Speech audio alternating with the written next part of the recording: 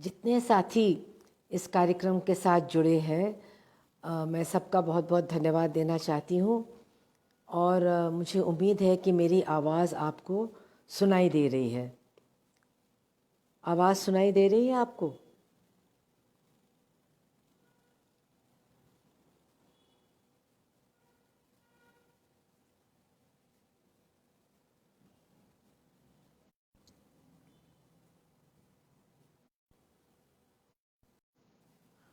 आप सबका बहुत बहुत धन्यवाद कि आप इस बातचीत में शरीक होने के लिए सब लोग इकट्ठा हुए हैं। आज जैसा कि आपको मालूम है, हम लोगों का जो विषय है वो है उत्तर प्रदेश में मानव अधिकारों पर बढ़ता हमला। और ये जो कार्यक्रम आज हो रहा है, मैं आपको बता दूं, हमारी पार्टी CPIM ने अखिल भारतीय पैमाने पर, केंद्रीय पैमाने पर यह तय किया कि 10 दिसंबर जो मानवाधिकार दिवस है संयुक्त राष्ट्र की तरफ से, उससे लेकर के 18 तक हम लोग जो तरह तरह के हमले मानव अधिकारों पर हमारे देश में हो रहे हैं, केंद्र सरकार की तरफ से और विभिन्न राज्य सरकारों की तरफ से, उन पर हम लोग चर्चा करेंगे, बातचीत करेंगे। तो आज उत्तर प्रदेश में चूँकि हम लोगों का ये मानना है कि शायद सबसे ज़्यादा यहाँ की सरकार मानव अधिकारों की बिल्कुल परवाह नहीं करती है, जनतांत्रिक अधिकारों को बिल्कुल रौंदने में लगी हुई है। इसलिए आज ये कार्यक्रम हमने उत्तर प्रदेश में जो घटनाक्रम चल रहा है योगी सरकार के आने के बाद से, उस पर ही अपनी चर्चा को केंद्रित किया है। तो मैं आपसे बताना चाहूँगी कि इस बात की तो पूरे देश में बहुत चर्चा है कि फांसीवादी ताकतें हमारे देश में ज़ोर पकड़ रही हैं।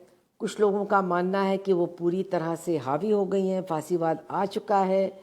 कुछ लोगों का कहना है कि नहीं, RSS एक फांसीवादी संगठन है और उसका प्रभाव, उसी के प्रभाव में केंद्र सरकार चल रही है, इसलिए फांसीवादी नीतियों को लागू किया जा रहा है, वगैरह वगैरह। काफ़ी इस पर चर्चा होती है।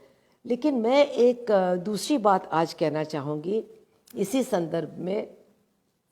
अभी हाल में आप जानते हैं कि हमारे एक कॉमरेड हैं एजाज़ अहमद, और उन्होंने लगातार फांसीवाद के बारे में, ग्रामची के लेखों के बारे में बहुत कुछ लिखा है।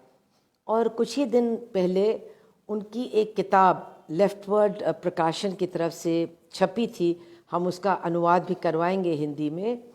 और उस किताब का नाम है कि मानवता से जुड़ी कोई चीज़ मेरे लिए अलग नहीं है, मेरे लिए दूर की बात नहीं है, जो मार्क्स का एक कहना है, nothing human is alien to me. और वो जो किताब है वो पिछले साल उनके साथ हमारे विजय प्रसाद जी और सुधनवा ने एक बहुत 2-3 दिन वहाँ रह करके उनके साथ जो साक्षात्कार किया, वो उसका पूरा ब्यौरा है। और उसमें उन्होंने कुछ बहुत महत्वपूर्ण बातें कही हैं और मैं वहीं से शुरू करना चाहूँगी। उन्होंने ये कहा है कि फांसीवाद दुनिया में कहीं भी आ सकता है, जहाँ भी पूंजीवादी सरकार है वहाँ पर फांसीवाद आ सकता है, लेकिन हर समाज में आने वाला या हर देश में आने वाला फांसीवाद अलग होता है दूसरे से। मतलब ये एक जैसी चीज़ नहीं है। अलग अलग समाज में, अलग अलग देशों में अलग तरह का फांसीवाद आता है और उसके आने का तरीका, उसका आने का रास्ता भी अलग होता है। और इसके लिए उन्होंने जो एक बहुत ही महत्वपूर्ण बात की वो ये कि हर समाज में ऐसी बहुत सारी धाराएं मौजूद हैं, ऐसा मतलब बहुत सारी सामग्री मौजूद है जिसका इस्तेमाल फांसीवादी ताकतें करती हैं आगे बढ़ने के लिए और पूरे समाज के ऊपर अपना कब्ज़ा जमाने के लिए। तो अगर किसी भी समाज में हमको फांसीवादी ताकतों का मुकाबला करना है तो हमको उस समाज का अध्ययन भी करना होगा कि आखिर वो कौन सी चीज़ें हैं हमारे समाज के अंदर वो कौन सी दिशाएं हैं, वो कौन सी धाराएं हैं, वो कौन सी प्रवृत्तियां हैं, वो कौन सी मान्यताएं हैं जिनको लेकर के फासीवादी ताकतें आगे बढ़ती हैं, अपने आप को मजबूत करती हैं, और आखिर उनका मुकाबला करने के लिए हमको उन चीज़ों के साथ भी किस तरह से पेश आना पड़ेगा जो हमारे समाज में निहित हैं, जो हमारे समाज का एक बड़े हिस्से को प्रभावित करती हैं। तो इसलिए मैं इस बात से शुरू करूंगी आज। अब वो फांसीवाद के मुद्दे पर मैं बहस में नहीं जाऊंगी, बल्कि मैं आपके सामने ये सवाल रखूंगी कि आखिर हमारे समाज में कौन सी वो बातें, वो प्रवृत्तियाँ, वो सोच, वो समझ मौजूद है जिसके चलते जो आज हमारे देश में मानव अधिकारों का हनन कर रहे हैं, संवैधानिक अधिकारों को छीन रहे हैं, उनकी इन तमाम कोशिशों के खिलाफ उस तरह का विरोध नहीं उत्पन्न हो रहा है, उस तरह का आक्रोश देखने को कुछ दिखाई नहीं दे रहा है जो कि देखा जाना चाहिए। ये बहुत महत्वपूर्ण प्रश्न है, क्योंकि आज कई लोग इस बात से परेशान हैं कि आखिर इतनी आसानी से भारतीय जनता पार्टी केंद्र में या विभिन्न राज्यों में अपने एजेंडे को इतनी आसानी से कैसे क्रियान्वित कर रही है, कैसे लागू कर रही है। और मानव अधिकारों पर हमला उस एजेंडे का एक बहुत बड़ा हिस्सा है, क्योंकि मानव अधिकारों की जो परिभाषा है वो हमारे लिए बहुत वसी है, बहुत विस्तृत है। वो छोटे दायरे में हम मानव अधिकार को नहीं देखते हैं। मानव अधिकारों का मतलब है वो तमाम अधिकार जो हमें समानता की ओर ले जाते हैं, जो हमें समृद्धि की ओर ले जाते हैं, जो हमें आत्मसम्मान देते हैं, जो हमें न्याय और न्यायपूर्ण रवैये के हकदार बनाते हैं।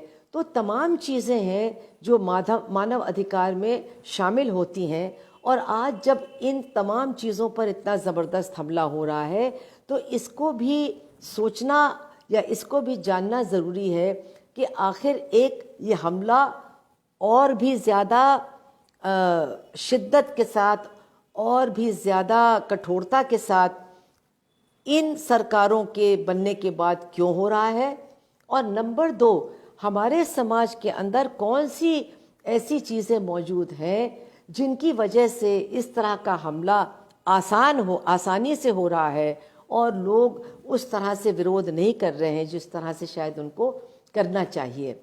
तो मैं अपनी बात इन बातों के साथ शुरू करूंगी कि हम अपने समाज को भी देखें, हमारा कैसा समाज है।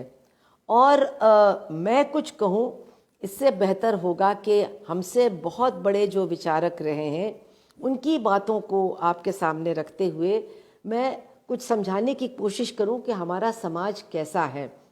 देखिए, डॉक्टर अंबेडकर हमारे देश के संविधान के रचयिता हैं, और डॉक्टर अंबेडकर ने संविधान की रचना करने के बाद बहुत महत्वपूर्ण भाषण दिए।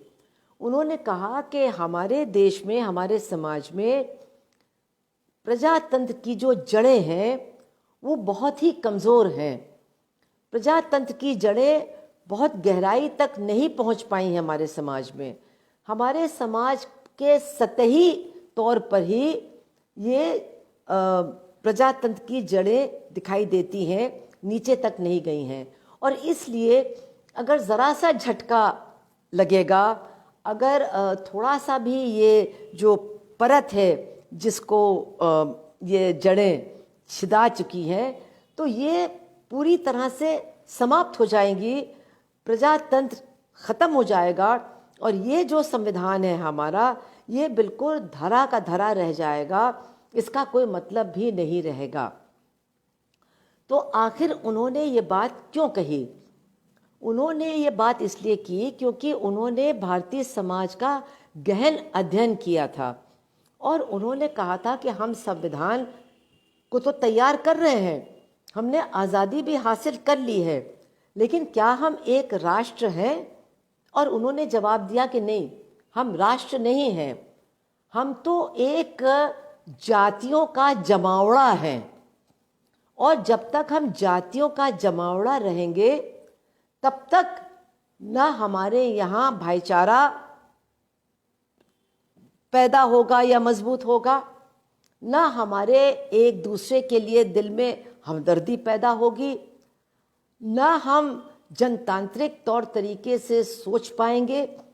और इस वजह से हम एक जनवादी राष्ट्र के रूप में दुनिया के सामने अपने आप को प्रस्तुत नहीं कर पाएंगे। तो अगर हम डॉक्टर अंबेडकर की बातों को ध्यानपूर्वक देखें और समझें तो बहुत कुछ उसमें सही हमको दिखाई देगा, क्योंकि हमारा एक ऐसा समाज है जिसमें अगर हम 100 साल पहले की बात करें तो समानता की सोच भी शायद इस समाज में मौजूद नहीं थी। बहुत से लोग इन बातों का बुरा मानते हो, कहते नहीं नहीं ऐसा नहीं है, हमारे तो गांव में मतलब बहुत बढ़िया जनवादी तौर तरीके थे, हमारी पंचायतों में थे। लेकिन आज वो जो पंचायतें हैं जिनमें खाप पंचायत भी शामिल है, वो उन पंचायतों की सच्चाई हमारे सामने आती है। और अगर हम प्रेमचंद की किताबों को पढ़ें तो जो सच्चाई है ग्रामीण जीवन की वो हमारे सामने आती है। बहरहाल हमको इस बात को मानना चाहिए, स्वीकार करना चाहिए कि हमारे समाज पर जातिवादी सोच हावी है। हमारे समाज का बहुत बड़ा स्तंभ है वर्ण व्यवस्था, और एक तरह से हजारों सालों तक इस वर्ण व्यवस्था के स्तंभ पे ही हमारा समाज टिका हुआ था। और इस वर्ण व्यवस्था को मजबूत करने के लिए, इस वर्ण व्यवस्था को बनाए रखने के लिए तमाम शास्त्रों को तैयार किया गया, तमाम तथाकथित पवित्र पुस्तकों को तैयार किया गया, तमाम परंपराओं को रचा गया, और इनके सबके माध्यम से वर्ण व्यवस्था को इस समाज के अंदर मजबूती प्रदान किया गया लगातार। और इस वर्ण व्यवस्था के मजबूत इस खंबे पर समाज को एक तरह से टिकाया गया। अब वर्ण व्यवस्था के बारे में बहुत से लोग कहते अच्छा है, बहुत से लोग कहते बुरा है, लेकिन एक बात तो सभी लोग मानते हैं कि वर्ण व्यवस्था जन्म से जुड़ा हुआ असमानता की एक बहुत बड़ी प्रणाली है, को बढ़ावा देने वाली प्रणाली है।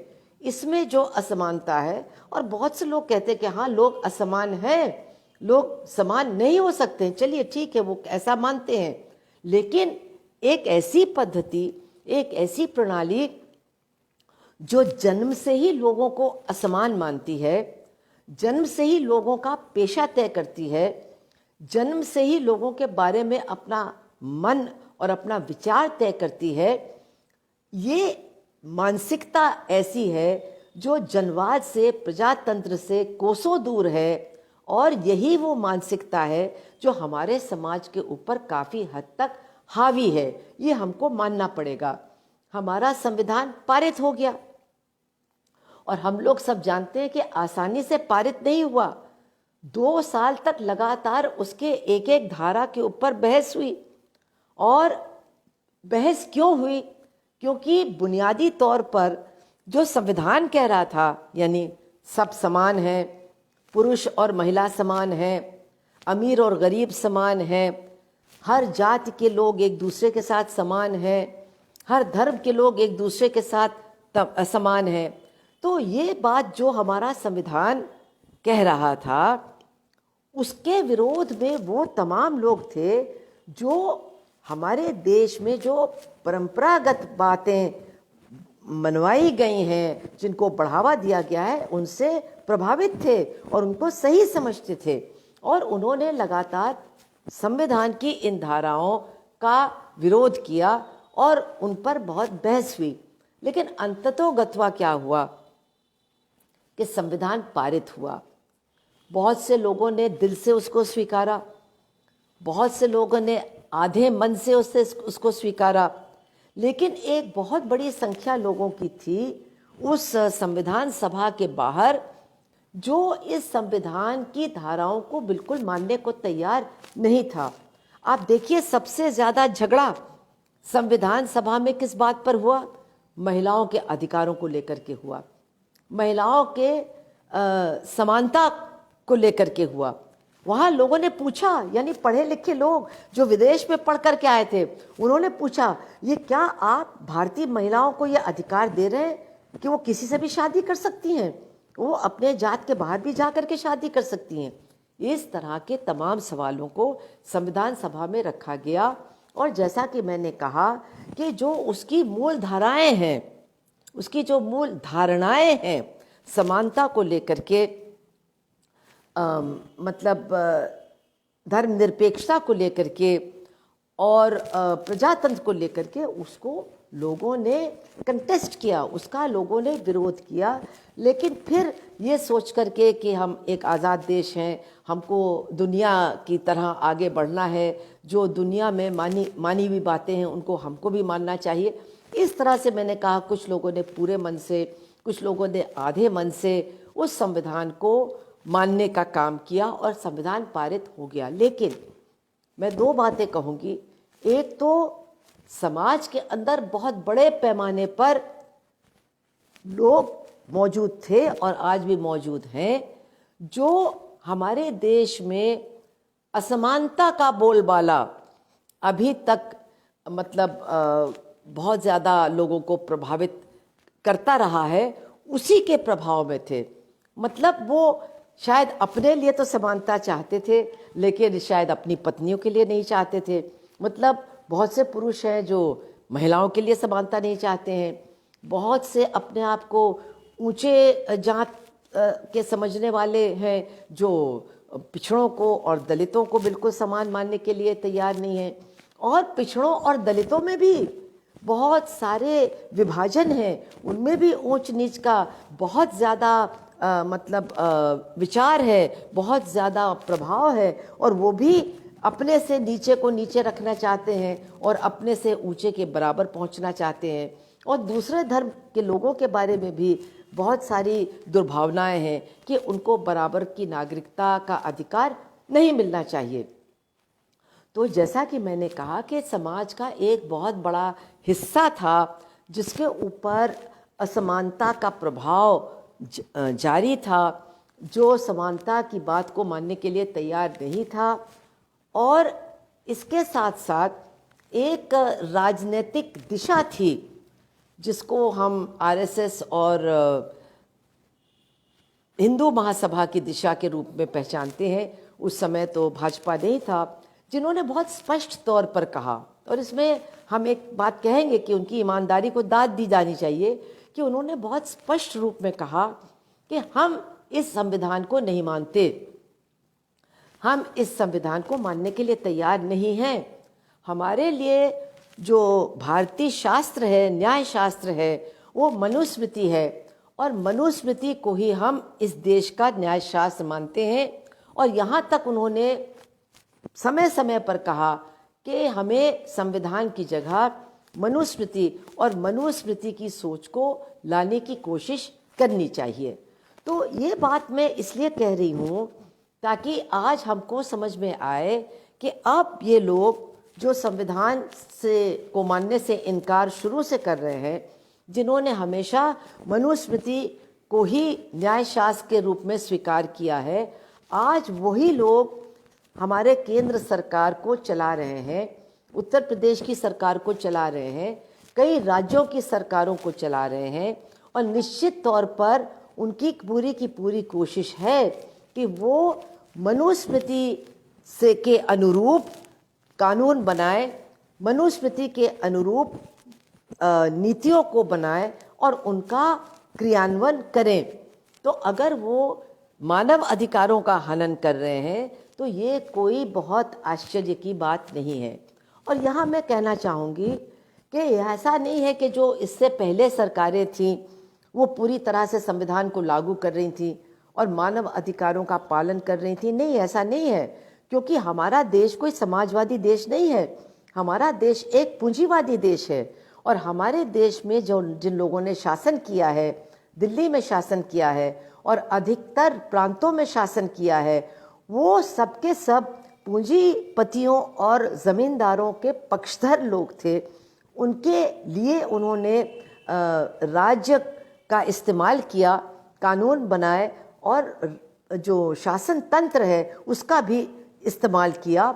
और निश्चित तौर पर इसका नतीजा है कि आज हमारे देश में गरीबी बहुत बड़े पैमाने पर है और असमानता भी बहुत बड़े पैमाने पर बढ़ रही है। हमारे देश में अत्याचार भी बहुत होता है, महिलाओं के साथ भी बहुत अत्याचार होता है, दलितों के साथ होता है, गरीबों के साथ होता है, किसानों और मजदूरों के साथ होता है। लेकिन 6 साल में निश्चित रूप से कुछ बदला है। बदला क्या है कि पहले जो सरकारें थीं वो चाहे आधे मन से या कहने के लिए संविधान के प्रति कटिबद्ध थी, वो संविधान को मानते थे, संविधान को ख़त्म करने की बात नहीं सोचते थे। उनके ऊपर दबाव पड़ने पर हमारे बहुत सारे अधिकार हमको मिले, मजदूरों को अधिकार मिले, महिलाओं को भी अधिकार मिले। जो डॉक्टर अंबेडकर का अधूरा काम रह गया था, महिलाओं को, हिंदू महिलाओं को बराबरी देने का, वो भी करीब करीब मतलब पूरी तरह से समाप्त हुआ 1996 में।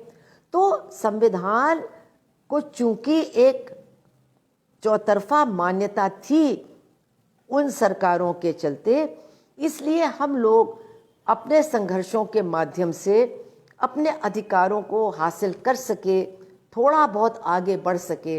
लेकिन ऐसा बिल्कुल नहीं कहा जा सकता है कि हमारे देश से अत्याचार, ना बराबरी, अनाचार और ये सारी चीज़ें समाप्त हो गई। तब भी मानव अधिकारों के लिए हम लड़ते थे।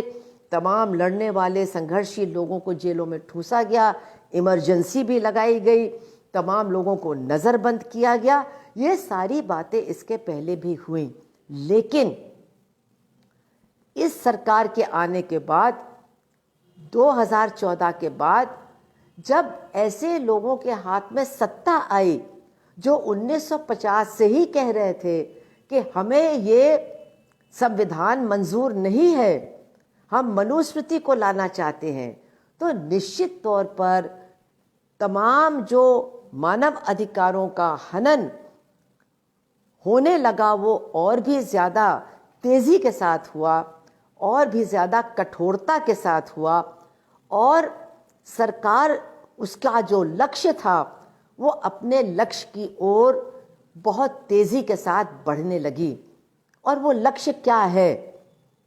ये सरकार कहती है, भारतीय जनता पार्टी के लोग कहते हैं कि वो इस देश में हिंदू राष्ट्र स्थापित करना चाहते हैं।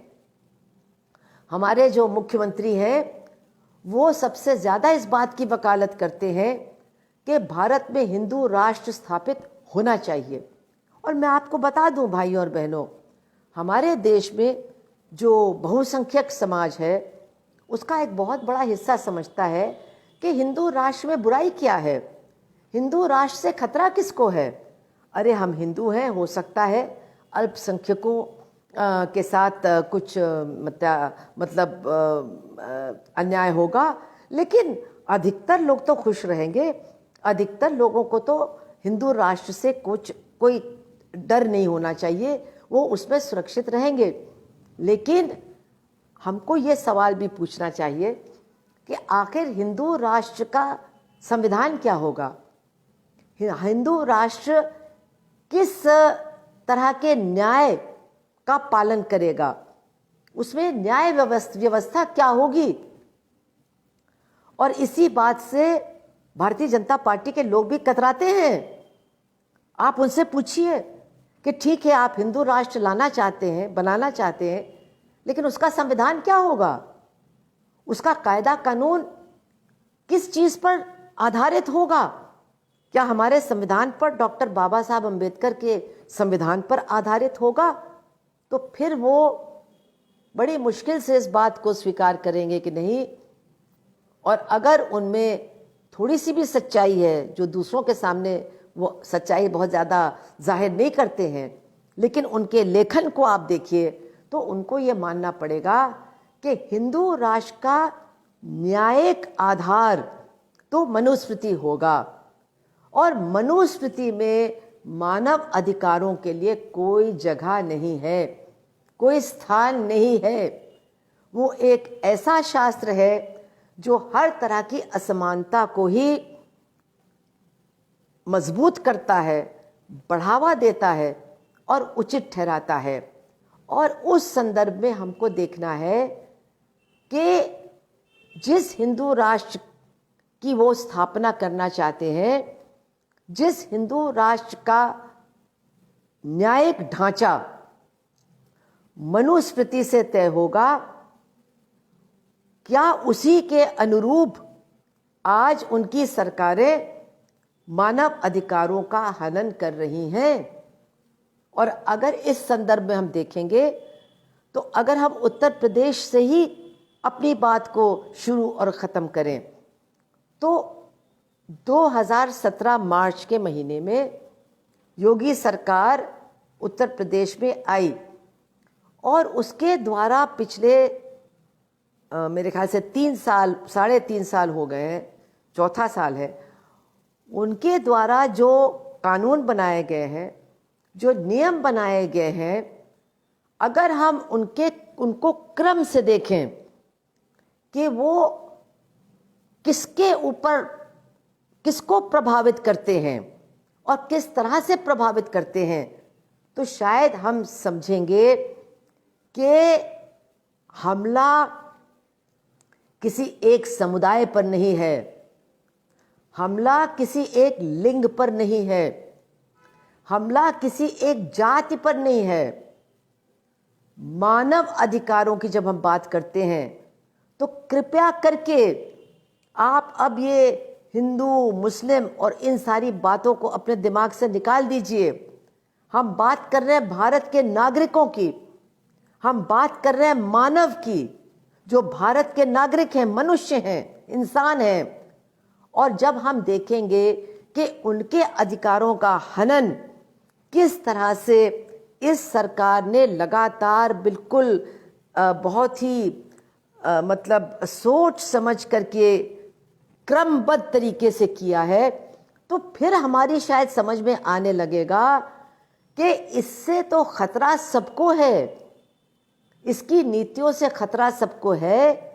और इसका जो अंतिम उद्देश्य है हिंदू राष्ट्र की स्थापना, उसमें तो मानव अधिकार नाम की कोई चीज़ बचेगी ही नहीं। तो मैं आपको कुछ ही उदाहरण देना चाहती हूँ।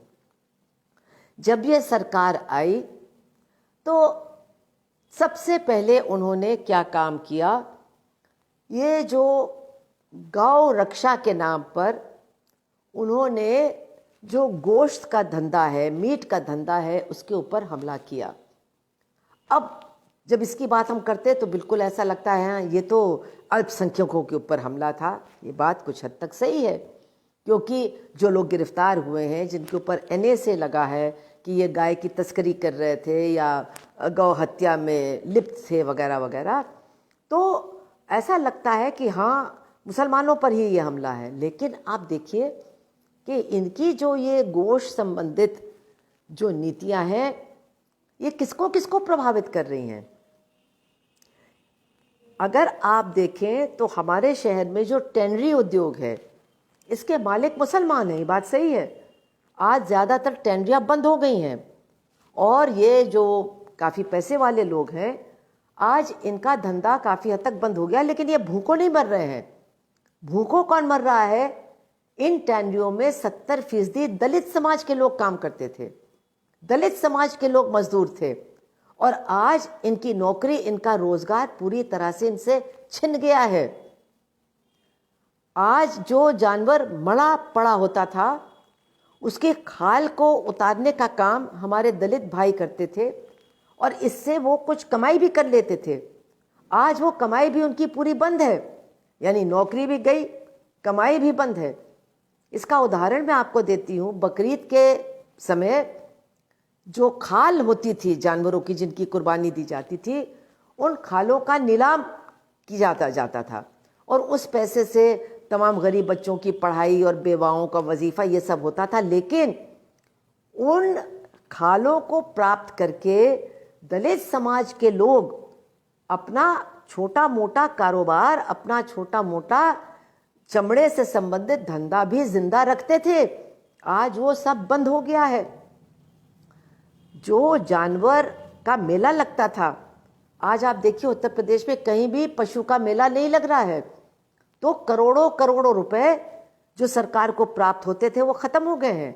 और किसान से जाकर के पूछिए कि उसके ऊपर इन नियमों का क्या असर पड़ा है। किसान तो कहता था ये भैंस, ये गाय, ये हमारा एटीएम है।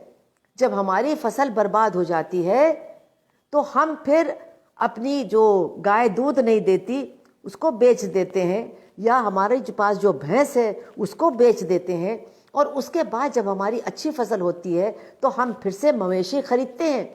अब ये खरीदना और बेचना बिल्कुल हो गया है बंद। न कोई गाय बेच सकता है, न खरीद सकता है, न कोई भैंस बेच सकता है, न खरीद सकता है। अगर कोई खरीदेगा, कोई पकड़ा जाएगा तो उसको मार डाला जाएगा। और कौन कौन मारा गया? हाँ, ये बात सही है, पकड़े जाने वाले बहुत हद तक अल्पसंख्यक समाज के हैं। लेकिन सुबोध सिंह जो इंस्पेक्टर था बुलंदशहर में, वो तो हिंदू था, ठाकुर था, उसको किस तरह से मार डाला, कितनी बर्बरता के साथ उसको मारा। क्यों मारा? इसलिए कि वो कह रहा था तुम लोग झूठा आरोप लगा रहे हो, तुम लोग यहाँ लोगों को फंसा रहे हो, तुम यहाँ पर दंगा करना चाहते हो और मैं तुमको दंगा करने नहीं दूंगा। वो दंगा रोक रहा था, इसलिए उसको मार डाला गया। उसको उसके शरीर के टुकड़े टुकड़े कर दिए गए, उसका धड़ सर से अलग कर दिया गया। और उसको मारने वाले लोग 1 महीने के अंदर जमानत पर छूट करके आए और बैंड बाजे के साथ उनका स्वागत किया गया। और किसानों से जाकर के पूछिए कि आज ये जो मवेशियों का पूरा व्यापार खत्म हो गया है, जो आवारा पशु उनके खेत चर रहे हैं, उससे उनका कितना फायदा हुआ है? फायदा नहीं हुआ है, नुकसान हुआ है। लेकिन भारतीय जनता पार्टी, मैं बताना चाहती हूँ, वो अपनी नीतियों को इस तरह से लागू करती है कि नीति भी लागू हो जाए, गरीब आदमी भी बिल्कुल परेशान हो जाए, लेकिन सांप्रदायिक ध्रुवीकरण भी बढ़ जाए। और सांप्रदायिक ध्रुवीकरण के चलते उस नीति का विरोध भी बहुत दबी जबान से होता है। आज मैं आपको बताना चाहती हूँ, कानपुर के अंदर नगर महापालिका चट्टों से भैंस उठा के लेके जा रही है और उनकी नीलामी हो रही है। और कौन खरीद रहा है? काटने वाले खरीद रहे हैं।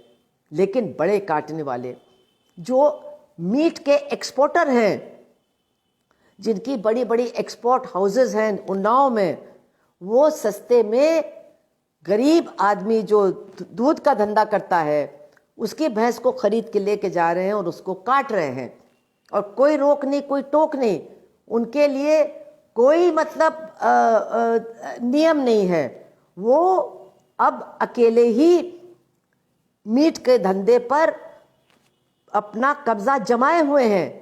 और इसका मतलब क्या है कि जिस धंधे से हजारों हजार लोगों का पेट पलता था, किसान भी फायदे में रहता था, अब उस धंधे का फायदा केवल कुछ बड़े एक्सपोर्ट हाउसेस को ही मिला हुआ है, जिनके मालिक भी अधिकतर भाजपा के ही लोग हैं।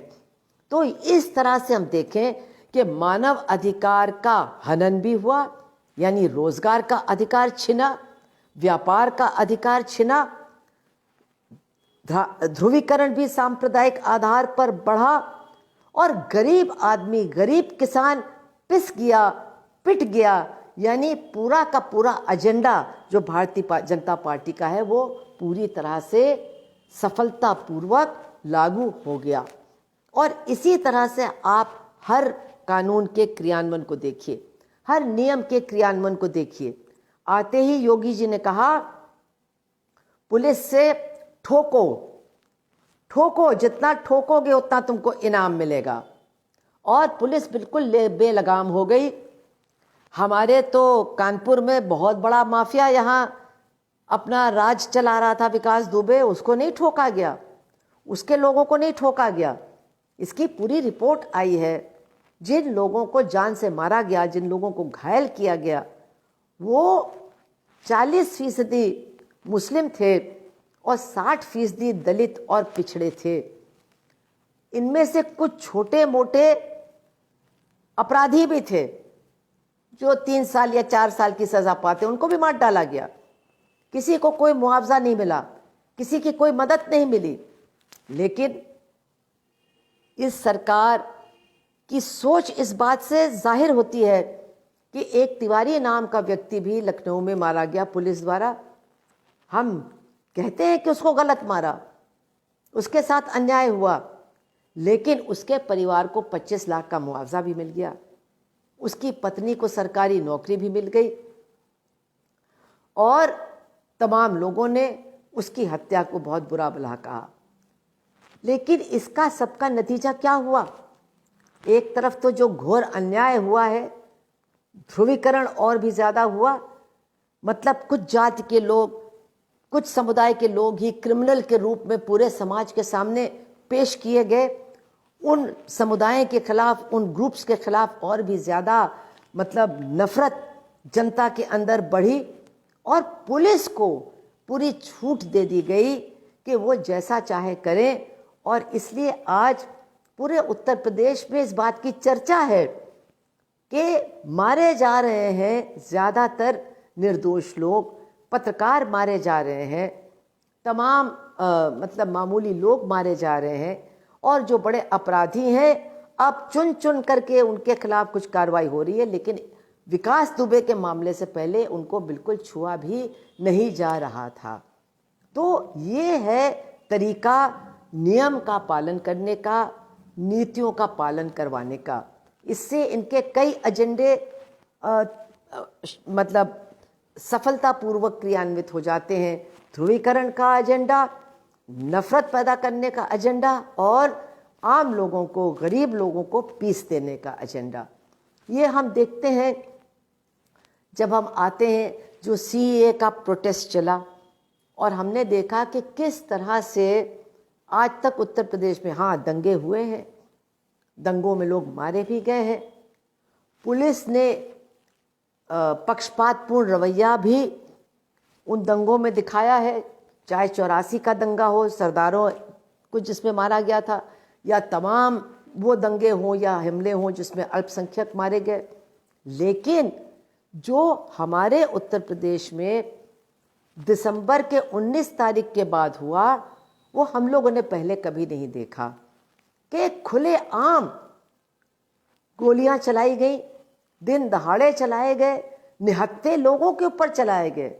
वो कोई हमला नहीं कर रहे थे, उनके पास असलाहा नहीं था, लेकिन नौजवान लड़कों को, बहुत से नमाज से निकले भी नहीं थे, अपने घर जा रहे थे या काम पर आ रहे थे, जा रहे थे, उनको मारा गया। 21 नौजवान हमारे उत्तर प्रदेश में मार डाले गए, न जाने कितने घायल हुए, न जाने कितने जेलों में ठूसे गए, कितनों पर रिकवरी ज़बरदस्ती की गई, नोटिस उनको भेजे गए, उनके नाम, उनके पते बड़े बड़े होर्डिंग्स पर शहरों में टांगे गए। और इस तरह का ये माहौल हमारे प्रदेश में बनाया गया जो इसके पहले कभी भी देखा नहीं गया था। और सरकार ने सीधे सीधे कह दिया कि पुलिस ने तो कोई गोली चलाई ही नहीं, इसलिए किसी का पोस्टमार्टम नहीं हुआ, किसी की पीएम रिपोर्ट नहीं मिली और किसी को भी मुआवजा नहीं मिला। इससे भी निश्चित तौर पर सांप्रदायिक ध्रुवीकरण बढ़ा, नफरत बढ़ी और जनता के अंदर ये बात बहुत तेज़ी के साथ फैली कि चुप रहो, चुप बैठो, बोलो मत, बोलोगे तो ऐसा ही होगा। तो ये हमने उस संदर्भ में उत्तर प्रदेश के अंदर देखा। और ये जो मतलब दंड, उन्हीं लोगों को मारा, उन्हीं लोगों को दंडित किया, ये जो हमने देखा, ये तो शायद पहली बार हम लोगों ने उत्तर प्रदेश में देखा है। अब न्यायपालिका भी कुछ इसमें मदद कर रही है, कह रही है ये गलत है, लेकिन मैंने खुद अपनी आंखों से बिजनौर के गांव में देखा, एक झोपड़ी जिसका दरवाज़ा नहीं है, वो दरवाजे की जगह एक किसी राजनीतिक दल का बैनर लगाए हुए हैं। उस बैनर के ऊपर 2 लाख रुपए की रिकवरी का नोटिस चिपकाया गया है सरकार की तरफ से। जिस परिवार ने कभी 2000 रुपए नहीं देखे होंगे, 2 लाख रुपए की रिकवरी की नोटिस उनके घर के बाहर चस्पा की गई है। तो ये एक नया तरीका है मानव अधिकारों का, यानी जो विरोध का प्रदर्शन करने का हमारा अधिकार है उसका हनन करने का। और इस संदर्भ में हम आपको बताएं कि निश्चित रूप से हमको डॉक्टर कफील की बात करनी पड़ेगी। डॉक्टर कफील के ऊपर आप जानते हैं पहले भी उनके ऊपर एनएसए लगाई गई और सीएए के प्रदर्शन के बाद फिर एनएसए लगाई गई और उनको जेल भेज दिया गया।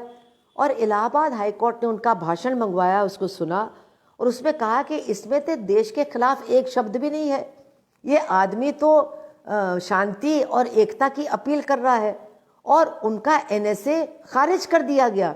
लेकिन ये हमको बताता है कि एनएसए का इस्तेमाल किस तरह से उत्तर प्रदेश में हो रहा है। अभी एक आंकड़ा छपा है, 150 के करीब केसेस हैं और उनमें करीब 40% केस अल्पसंख्यकों के खिलाफ हैं। बाकी जो हैं आप समझ सकते हैं किन तबकों के लोगों के खिलाफ हैं।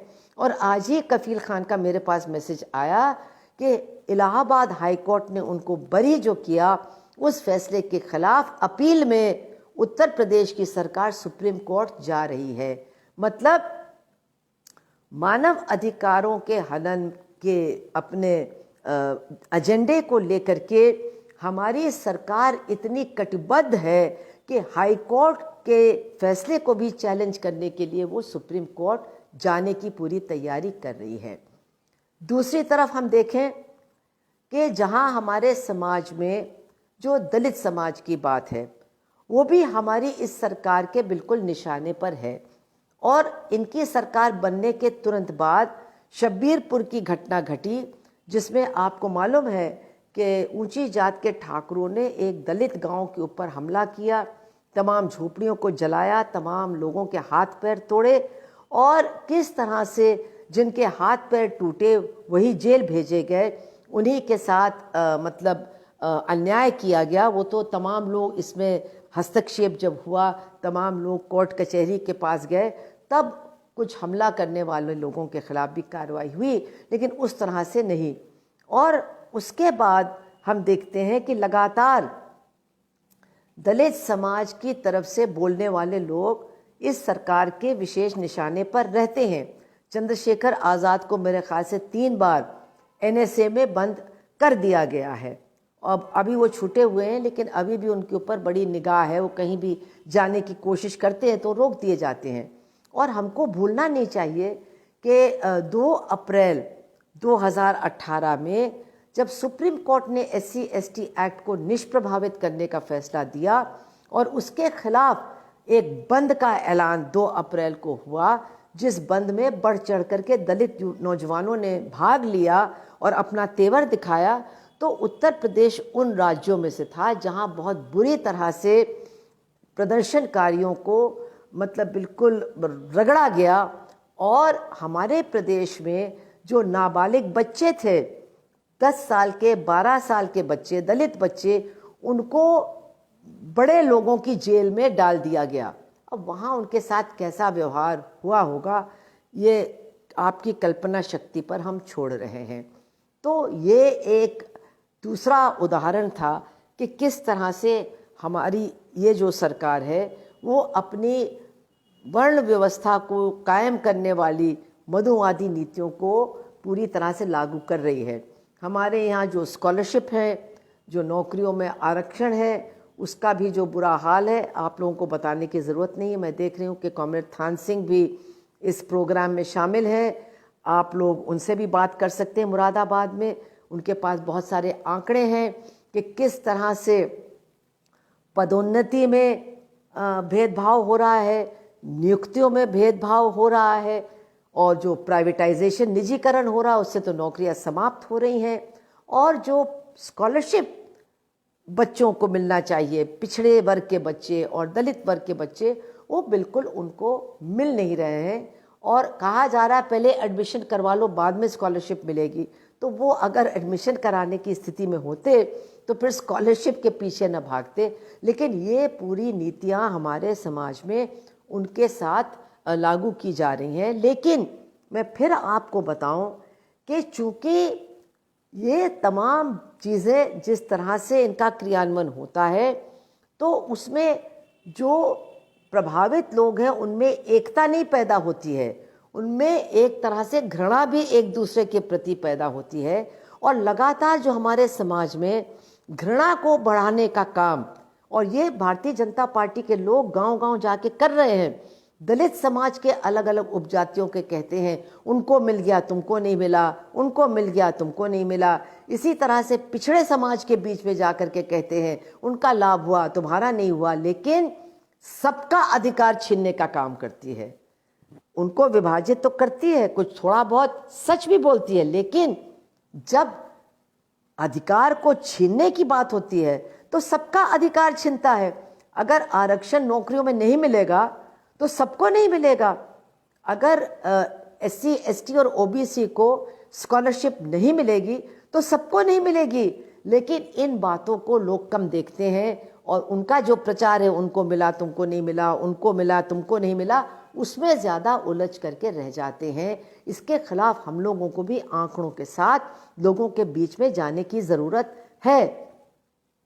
तो ये तरीका है उनका, मतलब दलितों को का उत्पीड़न करके एक तो समाज में उनके प्रति नफरत पैदा करना, उनके बारे में ये सोचना कि ये बिल्कुल ही मतलब बहुत ज़्यादा इनका मन बढ़ा हुआ है, इनको बिल्कुल नीचा दिखाना ज़रूरी है और उचित है, ये भावना लोगों के अंदर पैदा करना। और इसके चलते होता क्या, आप समझने की कोशिश तो कीजिए। इसके चलते होता ये है कि अगर पिछड़ों का, दलितों का और जो किसान और मजदूर हैं जो दूसरी जातियों के हैं, अगर उनको अपने मुद्दों को लेकर के उनकी एकता छिन्न भिन्न हो जाती है, वो एक दूसरे के प्रति नफरत में ही बह जाते हैं, तो आखिर वो अपने तमाम आम मुद्दों को लेकर के आम संघर्ष कैसे करेंगे, एकताबद्ध तरीके से सरकार की किसान विरोधी, मजदूर विरोधी नीतियों का मुकाबला कैसे करेंगे। तो ये जो मानव अधिकारों का हनन है, इसको केवल आप एक बहुत छोटी परिधि में न देखिए, इसको आप एक बड़े हमले के एक हिस्से के रूप में देखिए कि आज हमारे समाज में बड़े कॉरपोरेट घरानों को छोड़ करके सबके ऊपर हमला है। और ये हमला संभव हो रहा है क्योंकि भारतीय जनता पार्टी लोगों के बीच में विभाजन पैदा करके अपनी नीतियों को लागू करने का काम करती है, जिससे लोग विभाजित हों, एक दूसरे से घृणा करें और एक दूसरे के नज़दीक आ करके अपनी आम समस्याओं को लेकर के एकताबद्ध तरीके से न लड़ पाएं। ये उनका उद्देश्य है, क्योंकि उनका बड़ा उद्देश्य तो वही है, एक ऐसा समाज बनाना जिसमें मानव अधिकार की कल्पना करना भी बिल्कुल बेकार हो जाएगी। ये आप समझ लीजिए। अब हम आना चाहते हैं महिलाओं के सवाल पर। तो आप जानते हैं कि इस सरकार के आने के तुरंत बाद वो उन्नाव में उस नाबालिग लड़की के साथ बलात्कार का मामला हुआ, जिसमें एक भाजपा का ठाकुर MLA विधायक अपराधी था और क्या क्या नहीं करना पड़ा, उसका नाम इन लोगों ने FIR में आने नहीं दिया। जब हल्ला मचा, लड़की का बाप मारा गया तो उसका नाम आया। जब हाई कोर्ट ने हस्तक्षेप किया तब वो गिरफ्तार किया गया। और उसके बाद आप देखिए उस न्याय की लड़ाई में बहुत से लोग कहते हैं लेकिन वो जेल तो चला गया, जेल तो चला गया, लेकिन उस पीड़ित परिवार ने कीमत कितनी बड़ी दी है। एक बाप मर गया, 2 चाचियां मर गईं, परसों वकील मर गया, उस लड़की के हाथ पैर टूटे हैं, रीढ़ की हड्डी टूटी हुई है, उनका घर उनसे छिन गया, वो परदेश में पड़े हुए हैं। इतनी बड़ी कीमत अगर किसी गरीब परिवार को न्याय के लिए देना होगा तो एक परिवार शायद तमाम लोगों की मदद से कर पाएगा, लेकिन बाकी लोग नहीं कर पाएंगे। और हमने देखा चिन्मयानंद के मामले में, जब एक भाजपा का बड़ा नेता जो गृह मंत्री भी रह चुका अटल बिहारी की सरकार में, जब वो बलात्कार का आरोपी बना तो क्या हुआ, उल्टा केस उस पीड़ित लड़की के ऊपर चला दिया गया। उसकी कुछ गलतियों को लेकर के बलात्कार से बड़ी गलती ही उसको बना दिया गया और उसको जेल भेज दिया गया। और 1.5-2 साल से वो इधर से उधर भटक रहे थे, लॉकडाउन चल रहा था, कहीं भी सुरक्षित नहीं थे। तमाम मदद करने के बावजूद आखिर में उस लड़की ने अपना मुकदमा वापस ले लिया। हम उसको दोष नहीं देते हैं, दोषी तो सरकार है जिसने उसकी सुरक्षा के लिए कोई इंतजाम नहीं किया। ये हम लोगों को अच्छी तरह से समझना होगा कि महिलाओं के प्रति इस सरकार का क्या विचार है। वो मनुवादी विचार है। मनु में ऐसा नहीं कि ऊंची जातियों की महिलाओं का स्थान बहुत अच्छा है, सारी महिलाओं का स्थान बहुत ही निम्न रखा गया है और महिला को तो बहुत बुरा कहा गया है और ये कहा गया है इसका तो दिमाग ही नहीं होता है, ये तो अपने लिए फैसला करने लायक ही नहीं है, इसका तो पूरा फैसला इसका बाप करे, फिर भाई करे, फिर पति करे, फिर बेटा करे, बिल्कुल इसको नियंत्रण में रखे। और नियंत्रण में रखना जरूरी क्यों है? नियंत्रण में रखना जरूरी क्यों है? उसकी सुरक्षा के लिए नहीं, उसकी भलाई के लिए नहीं, वर्ण व्यवस्था को बचाए रखने के लिए। क्योंकि अगर वो लक्ष्मण रेखा को लांघ करके अपनी जात के बाहर शादी करेगी तो फिर जात की जो पवित्रता है वो समाप्त हो जाएगी और धीरे धीरे वर्ण व्यवस्था चरमरा करके समाप्त हो जाएगी। इसलिए 2000 साल से महिलाओं को इस तरह के बंधन में रखा जा रहा है, जकड़ करके रखा जा रहा है और संविधान बनने के बाद भी यह जकड़न समाप्त हुआ नहीं।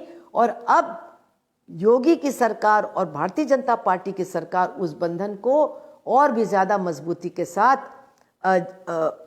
मतलब तैयार कर रही है कि और भी हमारी जकड़न बढ़े।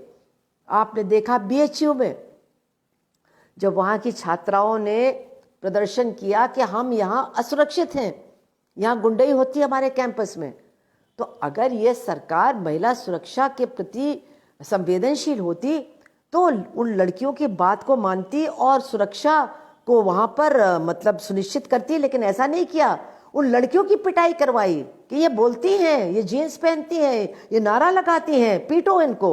और पुलिस ने पीटते पीटते इनको हॉस्टल के अंदर पहुँचाया। ये बात हम लोग भूल जाते हैं। हम लोग एक संदर्भ में इन बातों को रख के देखने की कोशिश नहीं करते हैं। ये बलात्कार में इस सरकार का रवैया, इन दोनों बलात्कार के केसों में उन बीएचयू के छात्रों के प्रति उनका रवैया, और जो सबसे ताज़ा उदाहरण है सबसे ज़्यादा खतरनाक, हाथरस की घटना। क्योंकि मनुस्मृति क्या कहता है? मनुस्मृति कहता है कि अपराधी की जात को देख करके उसको दंड दिया जाएगा और जिसके साथ अपराध हुआ है, जो पीड़ित पक्ष है, उसकी जात को देख करके ही दंड तय किया जाएगा। तो ये तो बिल्कुल न्याय को पलटने की बात है।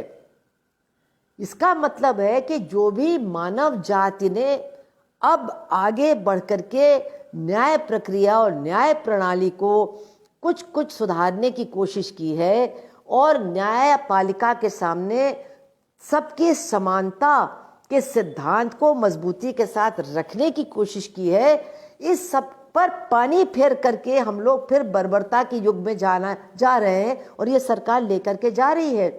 आपने देखा क्या हुआ जब वो हाथरस में कांड हुआ? हम लोगों ने लड़ करके, जब वो केस हुआ था दिल्ली में निर्भया कांड, सब लोग हम लोगों ने लड़ करके कानून में कुछ सख्ती लाने की कोशिश की और ये हुआ कि अगर जो जांच है, अगर जांच करने में सरकार या अधिकारी कोताही करते हैं तो जो पीड़िता है उसका बयान ही पत्थर में लकीर समझा जाएगा, उसी के आधार पर केस चलेगा। यहाँ पर क्या होता है, 10-10, 11-11 दिन हो जाते हैं और लड़की के कपड़े को जांच के लिए सरकार और प्रशासन नहीं भेजता है। और उसके बाद जब लड़की मरने वाली होती, जब लड़की से मजिस्ट्रेट बयान लेता है तो लड़की साफ साफ कहती है कि 4 लोगों ने बलात्कार किया, ये उसका बयान है। और उसके बाद वो लड़की मर जाती है और सरकार क्या करती है? बिल्कुल जो मनु ने कहा वही करती है कि जो बलात्कारी हैं उनको बचाया जाए। ये तो वाल्मीकि लड़की थी, क्या हैसियत है इसकी? और वो सवर्ण लड़के थे, उनकी हैसियत समाज में क्या है? और आप देखिए जो बात मैंने शुरुआत में की, समाज को देखिए, समाज में क्या हुआ? समाज बढ़ गया इस सवाल पर जो हमारा बटा हुआ समाज है पहले से, इसकी सच्चाई को समझिए।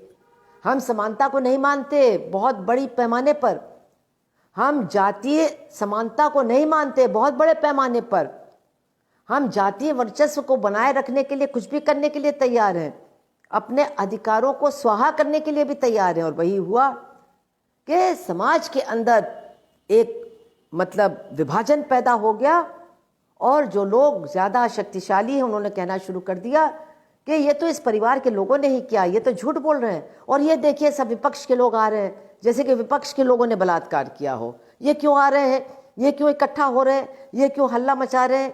अरे आप लोगों ने हल्ला नहीं मचाया था जब निर्भया कांड हुआ था, तब हल्ला मचाना सही था, और अब ये बच्ची हाथरस की उसके साथ हुआ तो हल्ला मचाना बहुत बड़ा अपराध हो गया।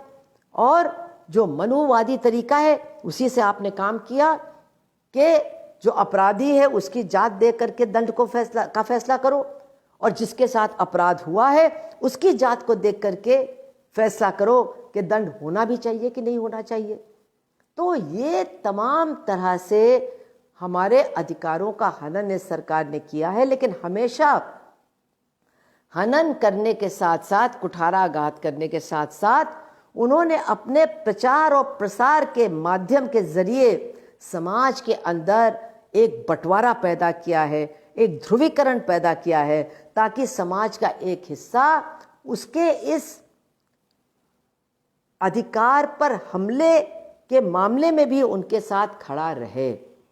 और अब आप देखिए क्या हो रहा है, ये जो अभी ये लाए हैं अध्यादेश, ये धर्म परिवर्तन और शादी के मामले को लेकर के, मतलब अगर आप इनकी बात सुने और जिस तरह से मीडिया इस तरह से काम कर रहा है, तो ऐसा लगता है कि आजकल लड़कियां कोई दूसरा काम ही नहीं कर रही हैं, सब भाग रही हैं लड़कों के साथ। पहले तो वो अंतरजातीय अंतरधार्मिक शादी करने के लिए भाग रही हैं, मतलब सबके सब बस भाग ही रही हैं।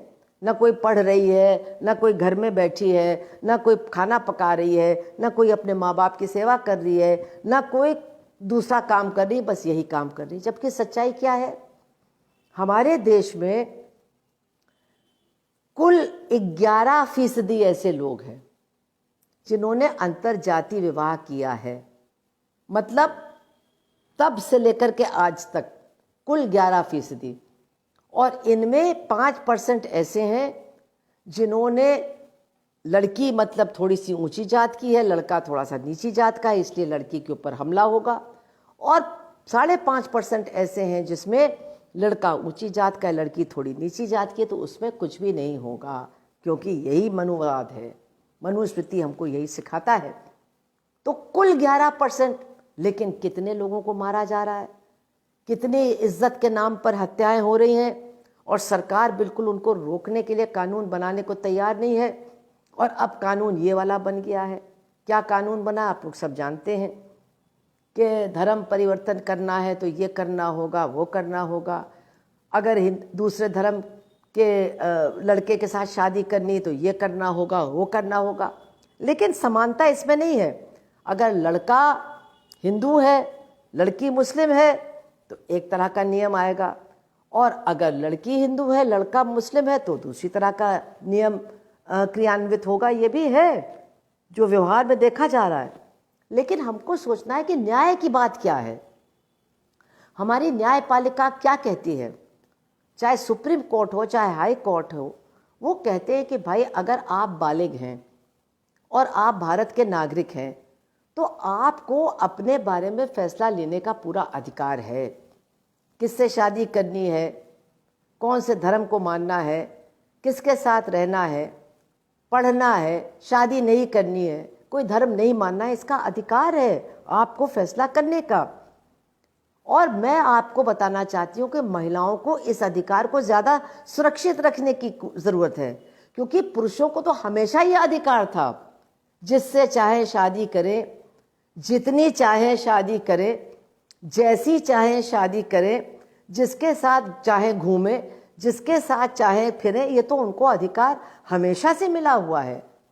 लेकिन हम लोगों ने तो अपने जीवन को अपने हिसाब से चलाने का अधिकार लड़ करके पाया है, कुर्बानियों के बाद पाया है, बड़ी मुश्किलों से पाया है, और आज इस अधिकार को वो हमसे छीन करके हमारे तमाम अधिकारों को छीनने का काम कर रहे हैं। इसको हमें समझना होगा।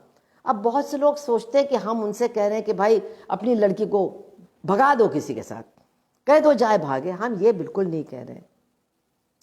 हम ये कह रहे हैं कि आजकल लोग सोच समझ करके, पढ़ लिख करके अपने जीवन के बारे में फैसले कर रहे हैं, अपनी खुशियों के बारे में फैसले कर रहे हैं। आपको लगता होगा कि आपका फैसला सही है, उनको लगता होगा उनका फैसला सही है। उनकी बात तो सुनिए, उनकी बात को समझने की कोशिश भी कीजिए। ऐसा कोई प्रमाण नहीं है कि किसी एक तरह की शादी खुशियों को सुनिश्चित करती है। हमारे देश में जो शादियां माँ बाप तय करते हैं, कुंडली देख करके, पंडित जी को बुला करके, किसी की कुंडली में कुछ गड़बड़ होती है तो लड़की की शादी पेड़ से पहले करवा दी जाती है, या किसी जानवर के साथ, कहती है ये मंगली है, क्या क्या नहीं होता है। लेकिन ये सब करने के बाद क्या कोई गारंटी है कि अगर कुंडली बिल्कुल मैच कर जाए, क्या तारीख भी, तिथि भी बिल्कुल सही निकल आए, क्या कोई गारंटी है कि शादी खुशी से भरी होगी, विवाहित जीवन में खुशियां ही खुशियां रहेंगी? बिल्कुल नहीं। आज रोज हम पेपर में देखते हैं, कहीं कोई जला दी गई, कहीं कोई मार करके भगा दी गई, कहीं कोई पीड़ित न्याय की गुहार लगाने के लिए थाने पहुंची, महिला संगठन के पास पहुंची। तो ये सब लव मैरिज करने वाली लड़कियां, औरतें नहीं हैं। इन सब की शादियां माँ बाप ने सोच समझ करके, कुंडली देख करके की थी। तो ऐसी कोई गारंटी नहीं है कि एक तरह की कोई शादी है जो खुशियों को सुनिश्चित करती है। ऐसा नहीं है। पूरी दुनिया में लोग अपनी मर्जी से शादी करते हैं। कुछ शादियां टूट जाती हैं, कुछ शादियां चल जाती हैं, कुछ लोग खुश रहते हैं, कुछ लोग दुखी हो जाते हैं। ये पूरी दुनिया में चल रहा है। अब तो हमारी न्यायपालिका ने यहाँ तक कह दिया है कि अगर दो औरतें एक साथ रहना चाहें, समलैंगिक रिश्ता है, तो वो भी ठीक है, उसमें कोई बुराई नहीं, वो रह सकती हैं। अगर कोई दो मर्द रहना चाहें एक साथ, तो वो भी कोई जुर्म नहीं है, अपराध नहीं, वो रह सकते हैं। तो एक तरफ तो ये जो दायरा है अधिकार का, ये बढ़ रहा है, और दूसरी तरफ ये अधिकारों को छीनने की कोशिशें और भी ज़्यादा मजबूती के साथ हो रही हैं। मैं तमाम लोगों से कहना चाहूँगी, सोचिए, समझिए, चीज़ों का थोड़ा सा विश्लेषण कीजिए। हर बात को एकदम से उतावला होकर के मत देखिए कि इसमें जाति क्या क्या होगा, इसमें लोग क्या कहेंगे, बिरादरी क्या कहेगी। अरे हमको आज कोई बता रहा था कि उनके पता नहीं किसी मामा या किसी के टाइम पर कोई 18 बिस्वा का लड़का और कोई 20 बिस्वा की लड़की, उनकी शादी हो गई तो 3 पीढ़ियों तक लोगों ने उनके यहाँ खाना नहीं खाया। तो ये सब तो है हमारे समाज में। हम कब तक इसको लेकर के चलेंगे? आपको ये देखना है कि हमारे बच्चे भी खुश रहें, हमारे बच्चों को भी खुशियाँ मिलें। अगर उनकी कोई दोस्ती होती है तो अपने घर बुलाइए, बातचीत करिए, मिलिए जुलिए। उसके बाद अगर आपको आपत्ति है तो बच्चों को बताइए। ये जो भागने के लिए लोग मजबूर कर देते हैं अपने बच्चों को, ये अच्छी बात नहीं है।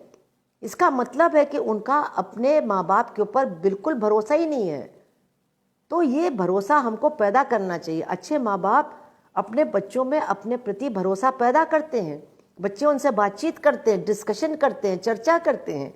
ये बहुत ज़रूरी है। इसलिए आप ये जो शादी का मामला है, इसको धर्म से और परंपरा से जोड़ करके मत देखिए। ऐसा नहीं है कि धर्म और परंपरा ने आज तक लोगों को बहुत खुशियाँ भरी शादियों का मौका दिया है, ऐसा नहीं है। जैसा कि मैंने कहा, ये शादी तो एक ऐसी चीज़ है, निभ गई तो इससे अच्छी कोई चीज़ नहीं, और नहीं निभी तो इससे बड़ा नरक भी कोई नहीं। तो इसलिए इस पर हमको सोचना समझना है। और ये जो अध्यादेश लाए हैं, इसको तो हमें गलत कहना ही पड़ेगा। क्योंकि ये अध्यादेश हमारे संविधान की आत्मा के विरुद्ध है। हमारे सोचने, समझने और फैसला लेने के अधिकार का कुठाराघात करता है। हमें बिल्कुल, जैसे मनु ने कहा था कि हम बिल्कुल कोई फैसला लेने के लायक ही नहीं है, उस श्रेणी में जाकर के डाल देता है। और फिर कितना अत्याचार हो रहा है आप देखिए क्या हो रहा है। आपको लगता है क्या एक ही समुदाय से अत्याचार हो रहा है? अभी वो जो केस आया है बरेली का कि एक लड़का और एक लड़की, हिंदू मुस्लिम, वो भाग गए 1 साल पहले। उनके माँ बाप उनको पकड़ करके वापस लाए, उनको समझाया बुझाया, उनको अलग कर दिया, और लड़की हिंदू थी, उसकी शादी कर दी, मामला खत्म हो गया। अब पुलिस वालों को दिखाना है कि वो योगी जी के प्रति कितने वफादार हैं। उन्होंने उस फाइल को खोला और जाकर के उस लड़की के बाप से कहा कि तुम कहो कि ये लड़का अब भी तंग कर रहा है तुम्हारी लड़की को। अब ये पता नहीं उस बाप ने कहा कि नहीं कहा। लड़की का भाई कहता है कि वो तंग नहीं कर रहा है, हमने ऐसा कुछ कहा भी नहीं, लेकिन उन्होंने लिख दिया कि वो तंग कर रहा है। उसको भी पकड़ा और उस लड़की का मामला भी सब ओपन हो गया। वो भी शायद अब अपनी ससुराल से बाहर हो गई और मायके में आ गई है। तो क्या मतलब है इसका? आप लोगों की जिंदगियों के साथ खिलवाड़ कर रहे हैं, लोगों की जिंदगी को बिल्कुल बर्बाद कर रहे हैं, और एक ऐसा कानून बना रहे हैं जो संविधान के रूह के खिलाफ है, जो तमाम जो हमारे न्यायपालिकाएं हैं उनकी सोच के खिलाफ है। तो इसके खिलाफ तो लोग कोर्ट में जाएंगे। इस कानून का क्या होगा मैं नहीं कह सकती हूँ, लेकिन कम से कम इसको अधिकारों के ऊपर हमले के रूप में तो देखिए, इसको अपने मूलभूत अधिकारों पर होने वाले हमले के रूप में देखिए। ध्रुवीकरण को सफल होने मत दीजिए, इसको धर्म से, परंपरा से मत जोड़िए। 99% शादियां माँ बाप की मर्जी से ही होती हैं और आगे काफ़ी दिनों तक होती रहेंगी। इतना परेशान मत होइए और अपने बच्चों को समझने की कोशिश कीजिए, उनसे बातचीत कीजिए, उनसे दोस्ती कीजिए, उनको जिसको कहते हैं कॉन्फिडेंस में लीजिए, उनका भरोसा जीतिए, विश्वास जीतिए। इसी पर उनके आगे की खुशियाँ निर्भर है। तो ये तो मैंने थोड़ा अपनी तरफ से लेक्चर भी दे दिया, लेकिन जो मैं बात कहना चाहती हूँ वो ये है कि हमारे उत्तर प्रदेश में कोई तबका नहीं है जिसके मूलभूत अधिकारों पर इस सरकार ने कुठाराघात न किया हो। आप जानते हैं कि सबसे ज़्यादा और सबसे पहले मजदूरों को सुरक्षित रखने वाले श्रम कानूनों को हमारी ही इस योगी सरकार ने समाप्त करने का काम किया। वो पूरी तरह से सफल नहीं हो पाए, लेकिन उन्होंने काफ़ी सफलता इसमें हासिल की। 8 घंटे का कानून ख़त्म कर दिया, जो तमाम कानूनी सुरक्षाएं मिलती थी वो समाप्त कर दी, और जो नौकरियां लोगों को सरकार की तरफ से मिली हुई थी उनको भी ख़त्म कर दिया। ये जो एक पिंक हेल्पलाइन थी महिलाओं की मदद करने के लिए, उसको ख़त्म कर दिया। क्यों ख़त्म कर दिया? क्योंकि वो स्वयं चाहते नहीं कि महिलाओं की मदद हो, महिलाएं बोलें, अपनी पीड़ा को व्यक्त करें, उसको ख़त्म कर दिया। तो कौन सा तबका है हमारे समाज का जिसके अधिकारों को उन्होंने नहीं छीना है? और आज ये जो लाखों किसान बैठे हुए हैं सड़क के ऊपर, और इनके ऊपर जो लगातार लांछन लगाए जा रहे हैं और उनकी बुराई करते हुए अपने अपने राज्यों के किसानों के अधिकारों को छीनने का काम किया जा रहा है, क्या इसके बारे में हम लोग नहीं सोचेंगे? क्या इसके बारे में हम लोग आपस में चर्चा नहीं करेंगे? हमारे उत्तर प्रदेश में जो न्यूनतम मूल्य है धान का, वो क्या किसानों को मिल रहा है? जो हमको सुनने के मिला पता चला है कि 400 रुपये क्विंटल कम मिल रहा है। गेहूं का जो न्यूनतम दाम है क्या मिल रहा है? नहीं मिल रहा है। क्यों सरकार नहीं दिलवा रही? तो किसानों के लिए बहुत कुछ करना चाहते हैं, तो न्यूनतम दाम जो उन्होंने खुद तय किया क्यों नहीं दिलवा रही है? क्यों बेचारा किसान वहाँ बैठा हुआ है अपना फसल बेचने के लिए और परेशान है क्योंकि फसल का दाम नहीं मिल रहा है? जो गन्ने का किसान है, योगी ने कहा था जब इलेक्शन लड़ रहा था कि 1 महीने के अंदर हम उसका सारा बकाया दिलवा देंगे, आज तक बकाया नहीं मिला है।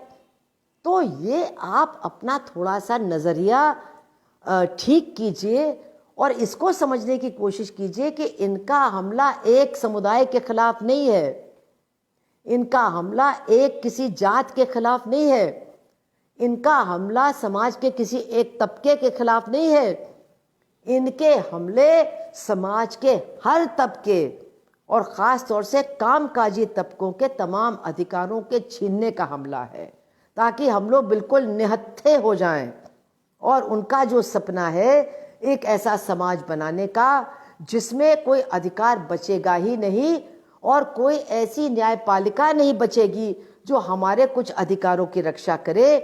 ऐसा समाज और ऐसा राष्ट्र बनाने का उनका जो सपना है, उनका जो लक्ष्य है, वो पूरा हो जाएगा। और तब हम कैसे लड़ेंगे, कौन से हथियारों को लेकर के लड़ेंगे, ये सबसे बड़ा सवाल है। इसलिए आज तर्क, बातचीत, विश्लेषण, थोड़ा सा पढ़ना, थोड़ा सा जानना, ये बहुत ज़रूरी हो गया है, क्योंकि मीडिया तो उनकी बात कर रहा है, अखबार तो उनकी बात को छाप रहा है, सोशल मीडिया में कहीं कुछ कुछ मिल जाता है लेकिन उस पर भी वो हावी होने की कोशिश करते हैं। तो ये काम हमारा और आपका है। हम लोग जो वामपंथ से जुड़े हुए हैं, हम लोग भी अपना काम आज नहीं कर रहे हैं। इन हमलों की सच्चाई दूर तक पहुंचाने का काम जिस तरह से करना चाहिए नहीं कर रहे हैं, और इस काम को करना अति आवश्यक है।